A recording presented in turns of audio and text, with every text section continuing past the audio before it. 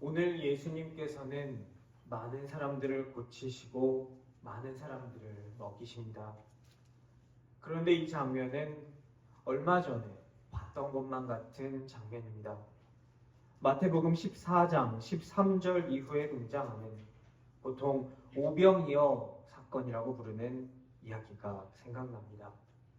마태는 왜 이 비슷한 이야기를 하나로 묶거나 적당히 축약하지 않고 두 번 다 기록한 것일까요? 먼저 이 두 이야기에는 비슷한 점이 많습니다. 예수께서 사람들을 먹이시기 전에 불쌍히 여기십니다. 전에 말씀드렸던 스플랑크니조마이, 장이 꼬이고 끊어지는 것 같은 아픔을 인간들을 보고 느끼셨던 것입니다. 그리고 아픈 사람들을 먹이시기 전에 고쳐주십니다.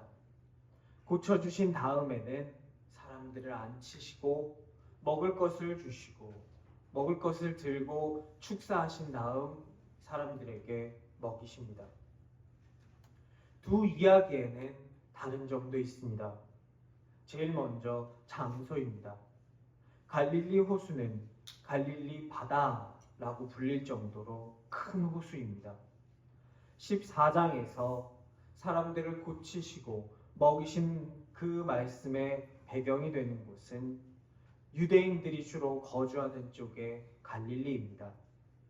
우리가 오늘 읽은 15장에서 등장하는 갈릴리는 예수님께서 두로와 시돈을 지나서 도착하신 갈릴리 동쪽에 있는 데가볼리 지역의 갈릴리입니다. 14장의 오병이어 사건은 사람들이 배불리 먹고 남은 조각이 12바구니에 꽉 차게 나옵니다. 15장의 칠병이어 사건은 7 광주리가 나옵니다. 바구니는 헬라어로 코피너스라는 단어를 사용했고 광주리는 스피리스라고 다른 단어를 사용해서 기록합니다. 오늘 말씀에 등장한 광주리는 바구니보다 더 큰 크기의 도구입니다. 고린도후서 11장에서 바울이 이 광주리를 타고 다메섹을 탈출했다라고 기록할 정도니까 성인 남성이 들어갈 수 있을 정도의 큰 도구입니다. 오병이어에 등장한 바구니는 주로 유대인들의 문화권에서 많이 사용했습니다. 반면 칠병이어에 등장하는 광주리는 헬라나 로마 문화권에서 많이 사용했습니다. 오늘 말씀의 배경이 되는 지역이 헬라 문화권이라는 사실을 알 수 있습니다. 그리고 여기서 등장하는 바구니와 광주리의 숫자도 의미가 있습니다.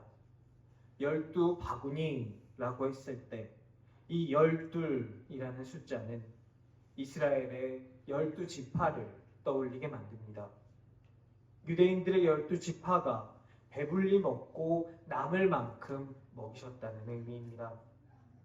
7 광주리에서 7은 헬라어 문화권, 이 고대 근동 문화권에서 완전 그리고 충만을 의미하는 숫자입니다.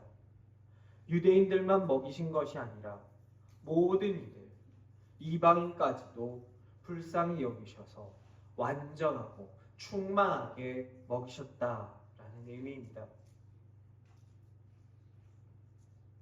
이사야 53장에서 예언되었던 것처럼 메시아가 세상에 오셨을 때 그는 사람들을 고치십니다. 오병이어와 칠병이어 이야기 앞에서 사람들을 고치시는 예수님은 바로 이분이 예언되었던 그 메시아다라는 사실을 밝히고 있습니다. 그리고 오병이어와 칠병이어로 나뉘어진 이 두 이야기는 그 메시아가 이스라엘만 구원하실 메시아가 아니라 이방인까지도 세상 모두를 구원하실 메시아다라는 사실을 말하고 있습니다. 우리 메시아야, 우리만 구원받을 거야 라는 인간의 생각의 경계를 넘어서 오늘 하나님께서 일하고 계십니다. 오늘 칠병이어의 이야기는 단순히 오병이어의 이야기를 한 번 더 반복하는 것이 아닙니다. 그냥 한 번 더 사람들의 배를 채우신 이야기가 아닙니다. 인간들을 불쌍히 여기시는 하나님의 마음을 두 번이나 강조해서 말하고 있습니다. 요한복음 21장 25절은 이렇게 말합니다. 예수께서 행하신 일이 이 외에도 많으니 만일 낱낱이 기록된다면 이 세상이라도 이 기록된 책을 두기에 부족할 줄을 아노라. 우리는 우리가 부르는 찬송처럼 하늘을 두루마리 삼고 바다를 먹물 삼아도 다 기록할 수 없는 것이 하나님의 사랑이라는 것을 압니다. 그 많은 사랑의 이야기 중에서 비슷해 보이는 이야기를 특별히 두 번이나 기록한 것은 우리가 그 이야기를 반드시 알아야 한다는 것입니다. 인간의 생각의 경계를 넘으시고 우리 인간의 아픔을 장이 끊어질 것 같이 함께 아파하시고 불쌍히 여기시는 우리 하나님의 사랑을 아는 우리가 되기를 원합니다. 우리가 아는 그 사랑으로 우리의 이웃을 불쌍히 여기고 우리가 먼저 값없이 받은 그 사랑으로 우리 이웃을 사랑할 수 있는 우리가 되기를 축원합니다.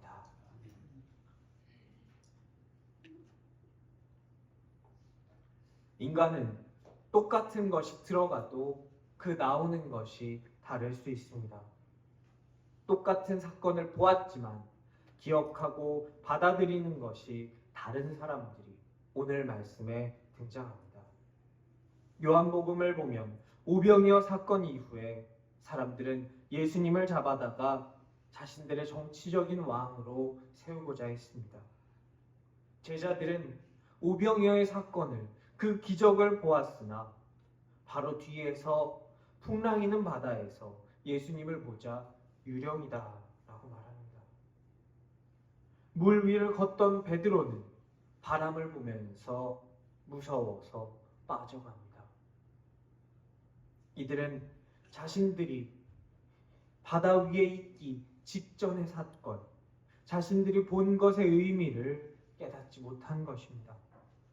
자신들이 겪은 것을 망각한 것입니다. 기적을 보여주신 예수님을 믿을 법도 한데 믿지 못하고 의심한 것입니다. 이를 두고 마가복음은 이렇게 기록합니다. 6장 25절 이는 그들이 그 떡 떼시던 일을 깨닫지 못하고 도리어 그 마음이 둔하여졌음이로라. 기적은 있었지만 그것을 나의 삶의 의미로 받아들이지 못했습니다. 기적을 통해서 예수님께서 말씀하고자 하시는 바는 깨닫지 못하고 기적을 그저 일회용으로만 소비해버렸을 때 이런 일이 벌어집니다. 오늘 칠병이어의 기적 앞에서 제자들은 예수님께 묻습니다. 15장 33절 제자들이 이르되 광야에 있어 우리가 어디서 이런 무리가 배부를 만큼 떡을 얻으리까? 이 말은 단순한 질문이 아닙니다. 어디서 떡을 구해올지 몰라서 하는 말이 아닙니다. 이 말은 주님, 지난번 일은 이번 문제와 상관없습니다. 라는 말입니다. 제자들은 오병이어를 경험했습니다. 음식을 직접 나누어 주었고 배부르게 먹었고 남은 음식을 거두었습니다. 그들은 경험을 가지고 있습니다. 그들은 기억했습니다. 예수님께서 지난번에 빈들에서 5,000명을 먹이셨다 기억합니다. 하지만 그들은 현재 그들의 눈앞에 닥친 상황을 해석하지 못했습니다. 은혜를 받은 경험이 부족한 것이 문제가 아닙니다. 기적을 못 본 것이 문제의 원인이 아닙니다.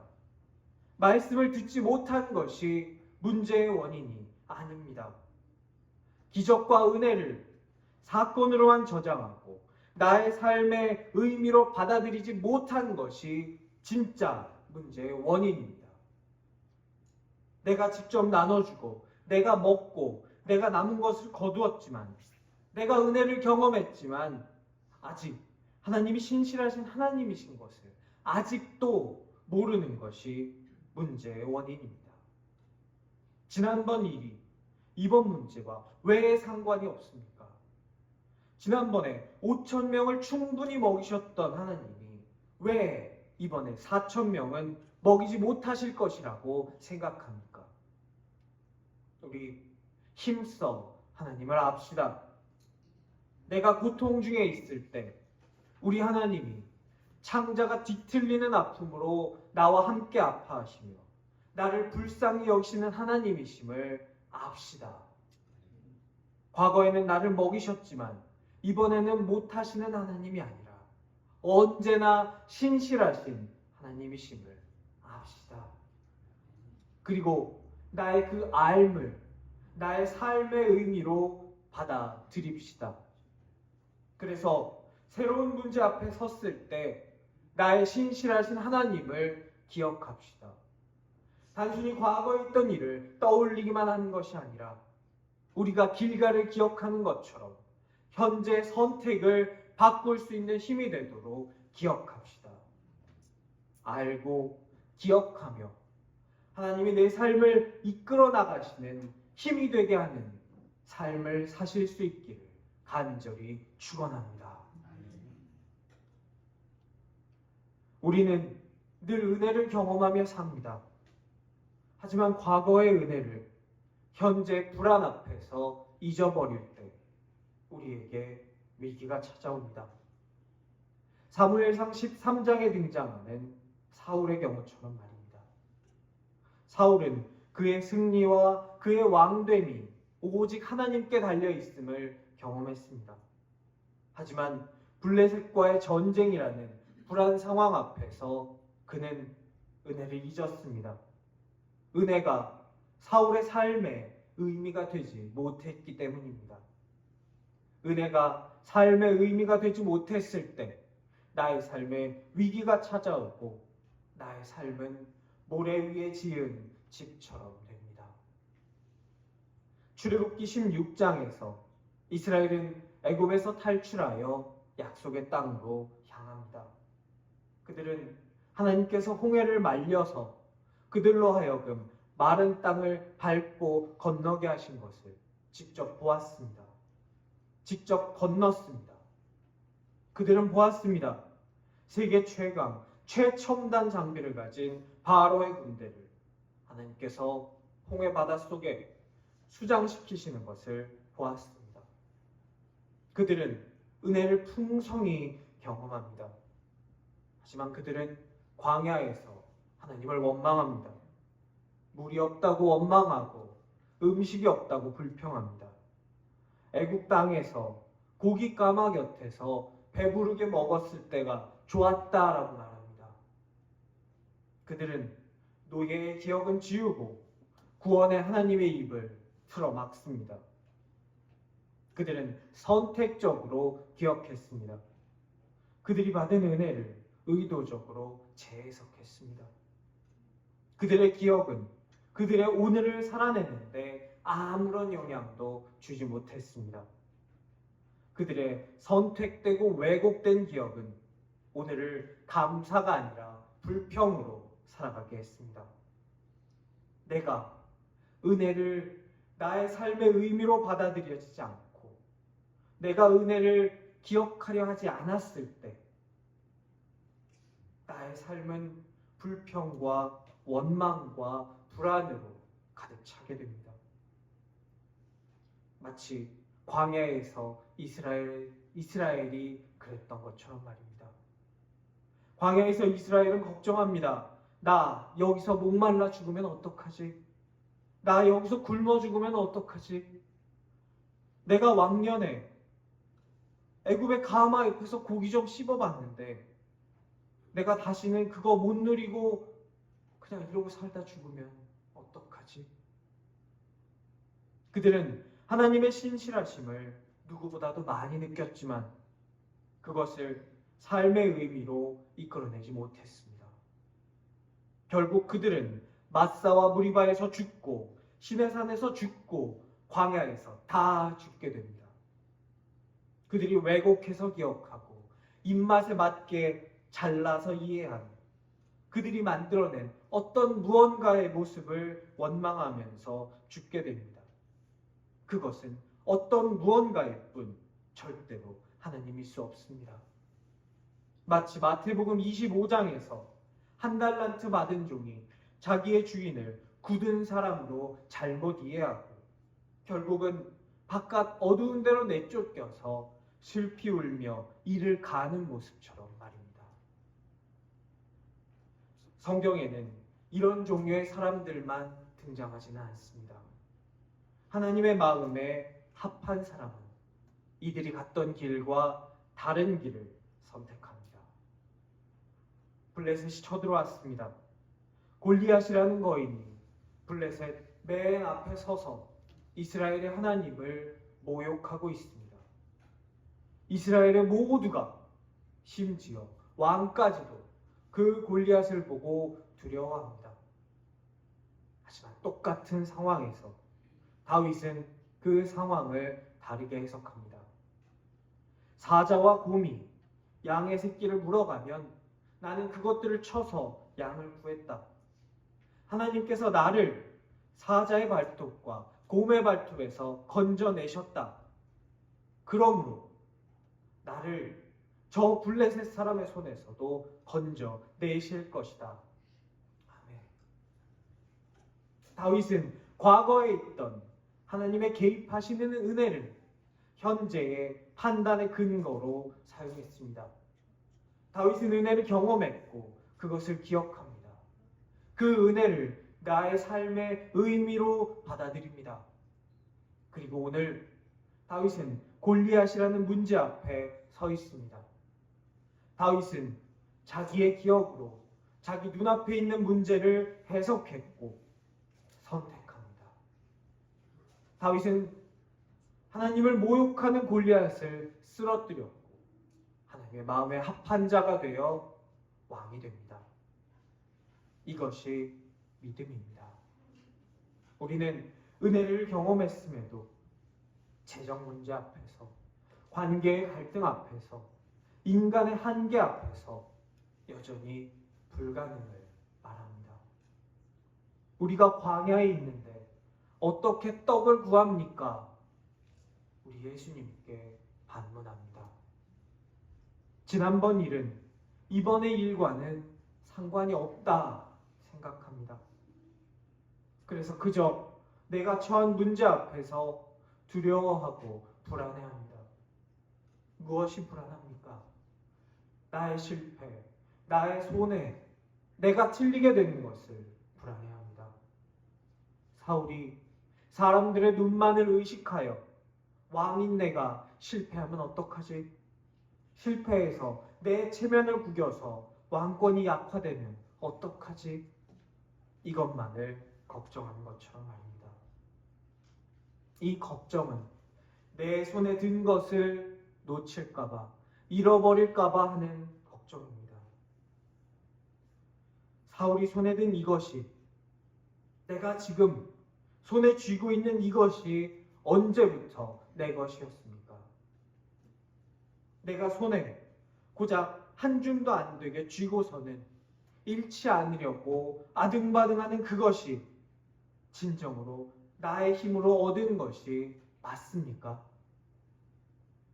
내가 가진 것이 내 능력으로 인해, 내가 한 것으로 인해 가지게 된 것이 아닌데 내가 그것을 잃지 않겠다고 몸부림친다고 해서 내가 그것을 지킬 수 있을 리 없습니다.